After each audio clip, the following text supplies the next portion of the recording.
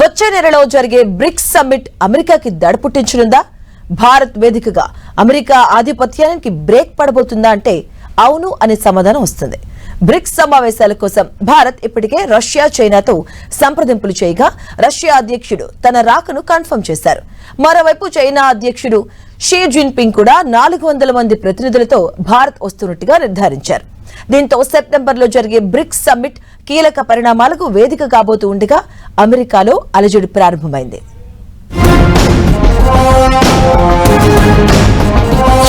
అమెరికాకి దడ పుట్టిస్తున్న భారత్ రష్యా వ్యూహం. బ్రిక్స్ లో ఈసారి సంచలనం నమోదవుతుందా? ట్రంప్ టారిఫ్ కి ఇండో రష్యా మార్క్ కౌంటర్ తప్పదా? చైనా, రష్యా, భారత్ అంటే సరే, మరి ఇరాన్ సంగతేంటి? అమెరికాలో మొదలైన అలజడి. బ్రిక్స్ సదస్సులో అమెరికా ఆధిపత్యానికి బ్రేక్ పడుతుందా? ఇప్పుడు ఇవే ప్రశ్నలు, చర్చలు అంతర్జాతీయంగా జరుగుతున్నాయి. భారత్ రష్యా క్లోజ్ అని తెలుసు, కానీ మరీ ఇంత క్లోజ్ అని ఈ మధ్యనే ప్రపంచానికి తెలిసొస్తోంది. ముఖ్యంగా సంక్షోభ సమయంలో రష్యా భారత్ కి అండగా ఉన్న సంఘటన తరువాత ఎవరెన్ని రకాలుగా బెదిరించినా లొంగకుండా రష్యా నుంచి చమురుకుంటున్న భారత్ తెగువకు ఇతర దేశాలు కూడా సలాం చేస్తున్నాయి. ఈ క్రమంలోనే 9 నెలల కాలంలోనే రెండోసారి రష్యా అధ్యక్షుడు భారత్ రాబోతున్నారు. అలానే మన విదేశాంగ మంత్రి జయశంకర్ కనీసం 4 సార్లు రష్యా వెళ్లొచ్చారు. ఇదొక్కటే కాదు, భద్రతా సలహాదారు అజిత్ దోవల్ కూడా ఇదే సమయంలో బీజింగ్ టూర్ చేయడం అమెరికాలో కలవరం కలిగిస్తోంది. ఓవైపు గల్ఫ్ వార్తో అమెరికా పోగొట్టుకున్న పరువు, ప్రత్యేకించి ట్రంప్ మూటగట్టుకున్న అప్రతిష్ట అంతా ఇంతా కాదు. దేశంలో అప్పులు భారీగా పెరిగిపోయాయి. ఒక్క 2026లోనే $1 ట్రిలియన్ మేర వడ్డీ రూపంలో అమెరికా కడుతోంది.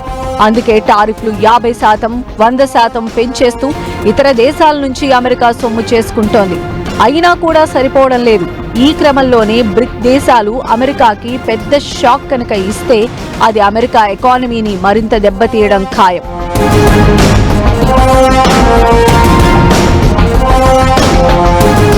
మరి ఈ దశలో భారత, రష్యా ఏం చేయబోతున్నాయంటే రెండు దేశాల మధ్య $100 బిలియన్ మేర వాణిజ్యం జరిగేలా పనిచేస్తున్నాయి. అది కూడా 2030 లోపు. అలానే రష్యా మనకు కావలసినంత ఇంధన భద్రత ఇచ్చేందుకు సిద్ధమైంది. క్రూడ్ ఆయిల్, ఫ్యూయల్, ఫర్టిలైజర్స్ సరఫరా చేయడానికి ఒప్పందం కుదుర్చుకుంది. అలానే రెండు దేశాల మధ్య కరెన్సీ స్వాపింగ్ చేసుకోబోతున్నాయి. అంటే రూబల్స్, రూపాయల్లోనే రెండు దేశాల వాణిజ్యం నెరపనున్నారు. రక్షణ రంగంలోనూ కో ప్రొడక్షన్ అంటే పరస్పర సహకారంతో డిఫెన్స్ పరికరాలు, ఆయుధాలు తయారు చేస్తున్నాయి. రెన్యూవబుల్ ఎనర్జీ రంగంలో, స్పేస్, లాజిస్టిక్స్ రంగాల్లోనూ ఈ ఒప్పందాలు కొనసాగనున్నాయి. ఏకంగా రష్యా నుంచి ఓ రైలు మార్గమే భారత్కి ఏర్పాటు చేయాలనే ప్రతిపాదన కూడా వచ్చిందంటే మైత్రి బంధం ఎంత బలంగా ఉందో అర్థం చేసుకోవాలి. మరోవైపు బ్రిక్స్ సదస్సు కూడా డిడాలరైజేషన్ దిశగా మరోసారి సంకల్పం చేయవచ్చు. ఇప్పటిదాకా ట్రంప్ బెదిరింపులతోనో మరో కారణంతోనో నాన్ డాలర్ ట్రేడ్ ని ఈ దేశాలు పట్టించుకోలేదు. ఇప్పుడు రష్యా, చైనా కనుక బ్రిక్స్ కోసం ఓ ఉమ్మడి కరెన్సీనో, ప్రత్యేక కరెన్సీనో కనుక రూపొందించడానికి ప్రయత్నిస్తే చాలు, ట్రంప్ నోట్లో వెలక్కాయ పడ్డట్టే.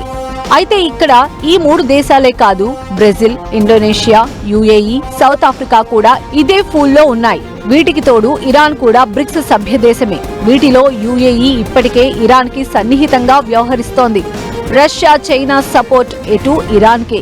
ఈ సమయంలో ఇండియా పాత్ర చాలా కీలకంగా మారింది. ఇప్పటిదాకా ఏ దేశానికి సన్నిహితంగా కానీ వ్యతిరేకంగా కానీ భారత్ వ్యవహరించలేదు. మన జాతి లక్ష్యాలు, అభివృద్ధే ముఖ్య అంశాలుగా మన పాలసీ ఉంది.